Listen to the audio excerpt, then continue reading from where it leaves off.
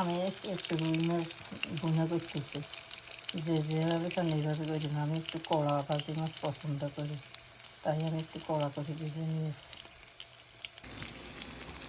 মাছটা প্রথমে কড়া করে ভেজে নিয়েছি, নেওয়ার পরে মাছের লগে দেবেন পেঁয়াজ, টমেটো এবং একটু সামান্য আদা রসুন বাটা দিবেন, সামান্য দুটো জিরার গুঁড়া দিবেন। টালা জিরার গুঁড়া দিলে আরও টেস্ট আছে। এগুলোর হাতে মাখি এরপরে যে তোমরা ভেজে নিবে। ভেজে নেওয়ার পরে যে ভাজা মাছগুলো আছে না, এই ভাজা মাছগুলো উপরে দিয়ে দিবেন। উপরে দিয়ে দিই এইভাবে নেড়ে চেড়ে কিছুক্ষণ উষ্মিয়ার করবেন মাছগুলোর, যেন ভিতরে সব কিছু ঢুকে, সব কিছু যেন ঢুকে। হয়ে গেছে আমার মাছ ভুনা।